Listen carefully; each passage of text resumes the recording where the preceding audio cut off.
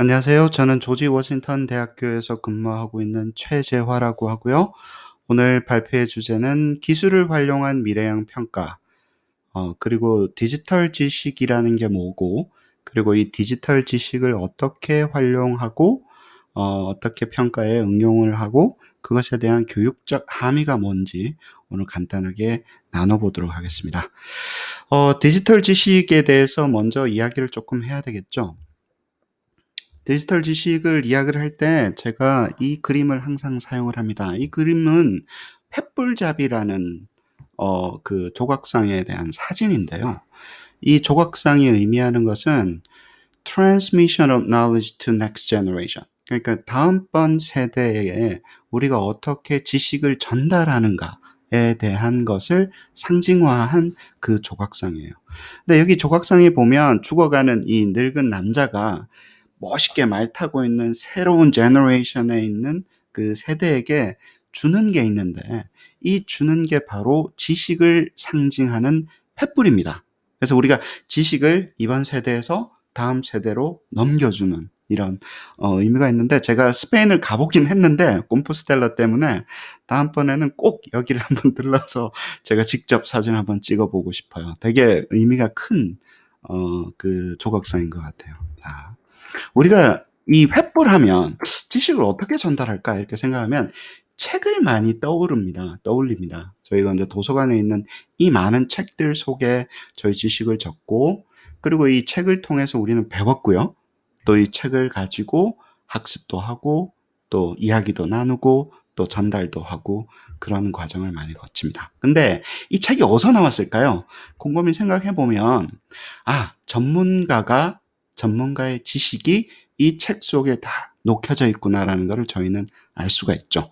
교수님들께서 만드시고 선생님께서 만드시는 이 교재 속에 저희의 지식이 고스란히 녹혀져 있어서 그 지식을 가지고 우리가 다음 세대로 전달을 합니다. 그리고 요즘에는 이걸 가지고 강의도 하고요. 이걸 가지고 또 배우기도 하고, 그러니까 티칭과 러닝이 이 횃불 같은 이 책을 가지고 이루어진다라는 것을 저희가 알 수 있는데요. 특히 요즘에는 이제 디지털북이라고 이제 많은 책들이 종이책이 아니라 이제 디지털 속으로 들어가서 이게 책인지 컴퓨터인지 이렇게 구분이 잘 안 되는 그런 세상을 살고 있습니다. 그런데 디지털 교과서까지는 저희가 잘 알잖아요. 뭐 디지털 교재까지는 잘 아는데 사실은 조금 더 나간 게 일어나고 있어요. 기술 때문에. 저희가 오늘 말씀드리고자 하는 거는 디지털 교과서 이후로 뭐가 나가고 있지?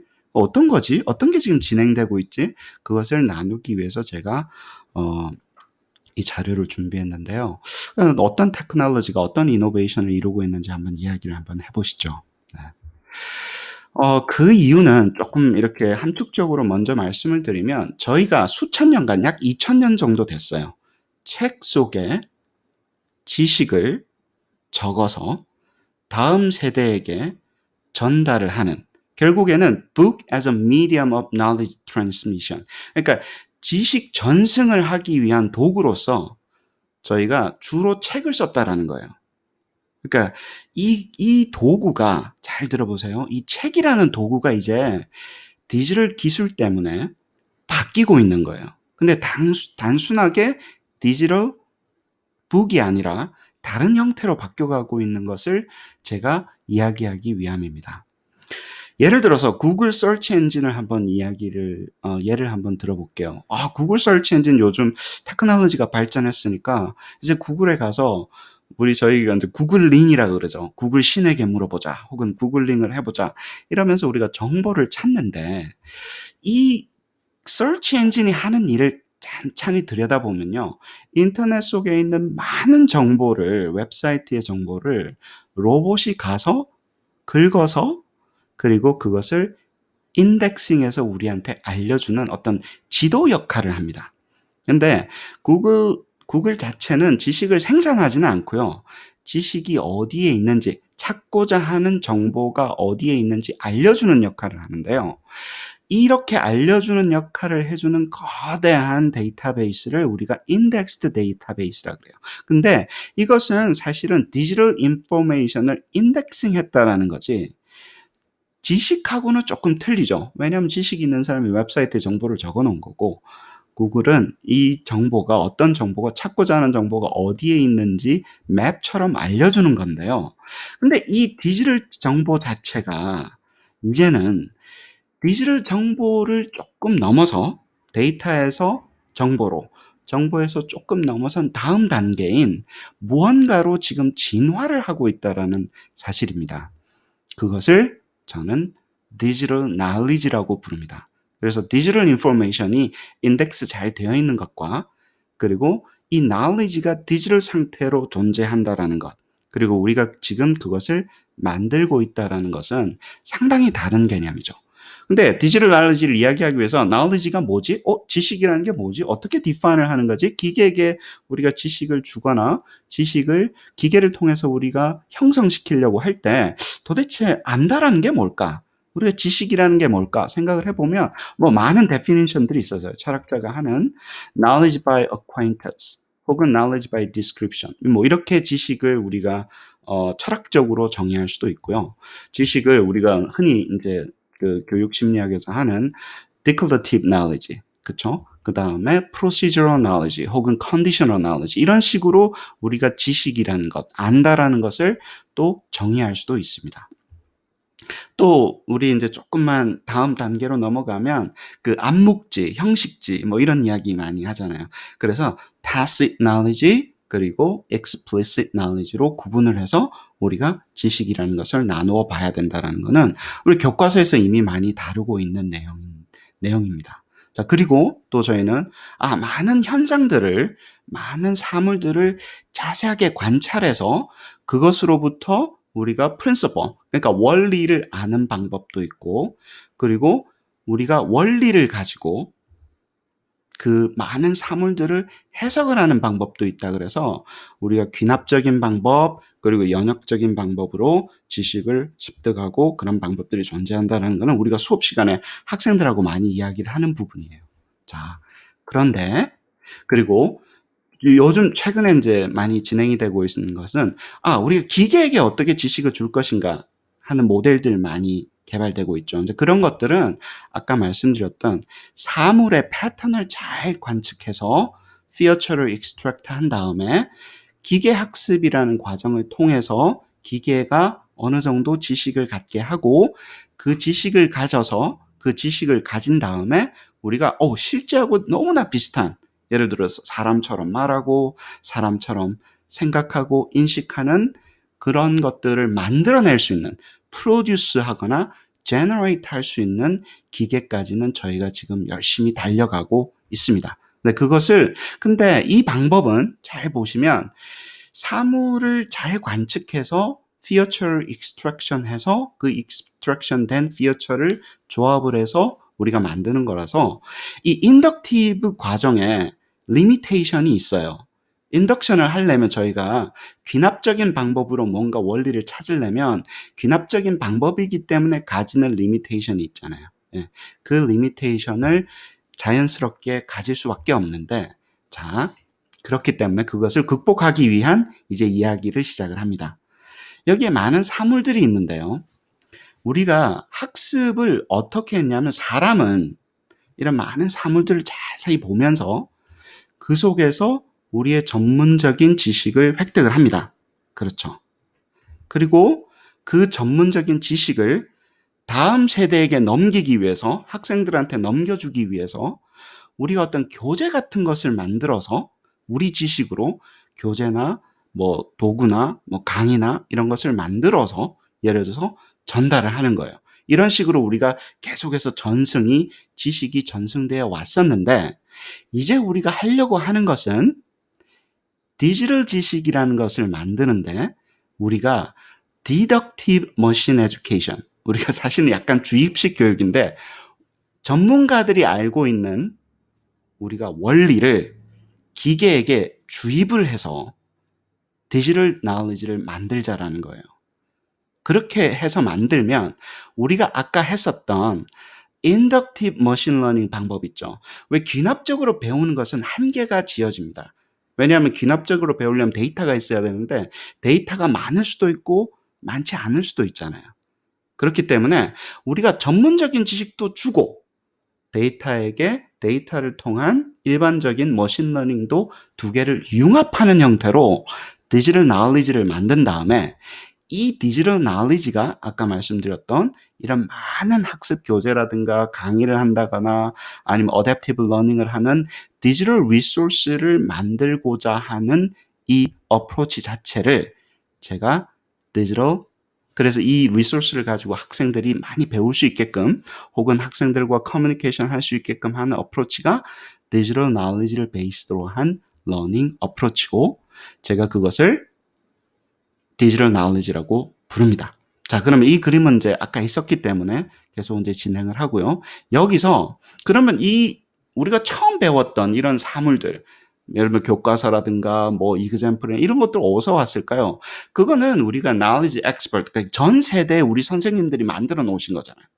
그거를 가지고 우리가 배웠고 그 배운 것을 가지고 다시 학생들한테 전달을 해주는데 이 위에서 진행되고 있는 것은 지식의 전승이에요, 사실은.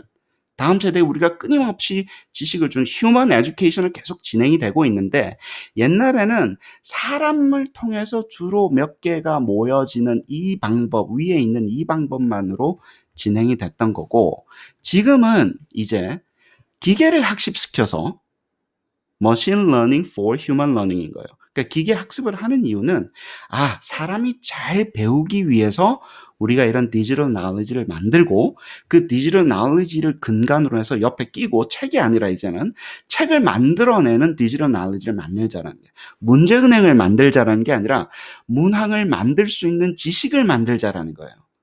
예. 그러니까 게임을 만들자라는 게 아니라 게임을 만들 수 있는 지식을 만들자라는 거예요. 그 지식 체계를 프로그래밍해서 만들어서 게임에도 쓰고 디지털 교과서도 쓰고 어세스먼트도 쓰고 하는 방향으로 진행되는 게 지금 하고 있고 그것을 Human Knowledge Transmission. 저희가 이제 하는 목표는 결국에는 사람의 지식의 전승인데 그것을 디지털 나울리지를 가지고 하는 사람의 지식의 전승으로 바라보는 게 이 디지털 나울리지를 하고 있는 사람들의 주장입니다. 저의 주장인 거죠. 이렇게 가야 된다라는 게 저의 주장인 거죠. 그런데 여기 참 중요한 부분이 있는데요. 왜 이게 이렇게 큰 효과를 발휘하냐 하면 이 부분 있죠.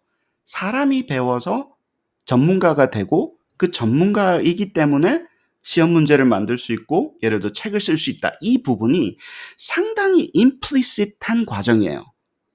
이게 드러나지 않는 암묵적인 과정이라는 거예요. 그래서 우리가 자격증도 만들고 뭐 디그리도 만들고 뭐 이런 식으로 우리가 계속해서 진행이 되는 누가 이렇게 이 위에다가 뭘 쓰고 계시네요. 네. 아무튼 이 과정이 지금 진행이 되고 있는데요. 이게 왜 힘드냐면 저희 시간이 얼마나 될지는 모르겠는데 저희 할머니께서 저희 어머니께서 7남매의 막내 따님이세요. 선생님이셨는데 그 가정에서 이렇게 일하는 걸 많이 못 배우시고 공부만 하셔가지고 그래서 선생님이 되셨는데 결혼을 하니까 이제 또 8남매의 장남의 부인으로 들어가신 거예요. 예를 들어서. 그러니까 저희가 설거지도 뭐 음식도 잘 못하잖아요. 할 줄 아는 거라고는 이렇게 배워서 학생들 잘 가르치는 선생님이시니까. 그래서 엄마가 많이 걱정을 했어요. 엄마한테 엄마 나는 참 이거 살림도 못하고 큰일 났어요. 그러니까 외할머니 하시는 말씀이 야야 니는 사람 머릿속에 있는 글도 배우는데 그 빨래하고 살림하는 거 그건 뭐 하면 된다라고 이야기하셨던 게 그 이유가 여기에 있습니다. 왜냐하면 머릿속에 있는 글을 배우는 게 쉽지 않는 과정이라는 거예요. 그런데 여기서 말씀드렸다시피 우리가 이 디지털 나울리지를 쓰면 디지털 나울리지를 만들면요. 프로그래밍 하는 거거든요. 결국에는 지식을. 근데 프로그래밍 한다는 그 자체가 이 모든 나울리지를 explicit하게 만든다라는 거예요. 그러니까 지식의 체계를 눈으로 보이잖아요, 이제. 그 잘못되면 검증도 하고 심지어는 프로그램도 바꿀 수 있고 예를 들어서 다시 생성하면 되고 프로그램 하는 과정이 상당히 힘들지만 암묵적인 과정으로 진행이 되는 것보다는 이 과정이 더 explicit하다. 그리고 디지털로 우리가 지식을 representing 해야 된다라고 이야기하는 소위 말하는 디지털 지식 표상이라는 용어인데요. 이게 기계학습의 핵심입니다. 기계 학습의 핵심이에요. 디지털 knowledge의 표상을 만들어낼 수 있으면 우리가 소위 말하는 저는 그 용어를 별로 이렇게 좋아하지는 AI 하시는 분들이 꿈꾸는 게 이 사람의 지식 체계를 만들어서 프로그램할 수 있는가라는 게 이제 저희가 지금 열심히 연구하고 있는 그 부분이죠. 낙스를 잘해 주셔서 정말 감사합니다. 계속 낙스가 계속 저한테 이렇게 따라가네요. 네. 아까 말씀드린 그래서 조금 정리를 하면 사람이 사람에게서 갔었던 이 아날로그 러닝이 기계를 만들어서 우리가 기계를 학습시키게 하면 기계를 교육시키는 거죠. 기계를 교육시켜서 그 기계를 통해서 우리가 디지털 러닝이 일어나게 하자. 사람도 배우고 기계도 배우고 이 학습자와 같이 배우게자 하는 그 디지털 knowledge transmission triangle이라는 그 그림을 그려놓고 제가 이 과정을 다시 또 설명을 하는 거고요. 그러면 이거는 기계 학습이 아니라 기계 교육이 되는 거죠. 상당히 주입식 교육이에요. 기계에게 주입식 교육을 하는 거예요, 사실. 저희가 프로그래밍을 통해서. 네. 이 과정이 있을 수 있고, 그리고 GTP3라는 거 요즘 많이 들어보시죠. 예, GTP3가 왜 파워풀하냐 하면 여기 잘 보시면요. 딥러닝을 쓴다 안 쓴다는 별로 중요한 이슈가 아니에요. 사실 이제. 왜냐하면 그냥 프로그램을 많이 하고 시스템을 잘 하면 딥러닝이 잘 되는데 뭘 하기 위한 이 AI인지를 아셔야 되는 게 produce human-like text라는 거예요. 근데 이 친구가 사람처럼 텍스트를 다룰 수 있다는 얘기인데 아까 보셨지만 우리가 책 속에 있는 게 대부분 뭔가요? 글이잖아요. 저희가 강의가 뭐로 이루어져 있나요? 텍스트로 이루어져 있잖아요. 저희 지식의 대부분은 글과 그림으로 이루어져 있습니다. 사람이 안다라는 거는요, 책으로 바꾸면, 바깥에 나오면 글과 그림으로 이루어져 있는데, 이제 그 글을 기계가 만들어내는 단계에 간 거예요. 필요한 글을. 아주 로워 레벨에서는. 그래서 이게 지금 GTP3가 교육적인 함의가 상당히 큰 거예요. 지식을 전달할 때는. 왜냐하면 이제 지식을 기계에게 주고 기계가 그 글도 쓰고 교환도 만들고 말도 하게 하고 하는 시대로 우리가 지금 진입을 하고 있는 겁니다. 그리고 다른 회사를 조금 말씀을 드리면 저희가 Beyond Limit이라는 회사를 보시면 되는데 저는 배팅을 할 때 구글처럼 될 것 같아서 상장을 하면 주식을 꼭 사고 싶은 회사예요. 그래서 이제 이게 9월 23일 날 나온 뉴스거든요.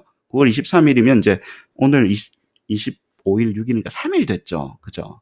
근데 이 회사가 1,500억 원 투자를 받았습니다. 근데 이 회사가 하는 일은 자 읽어볼게요.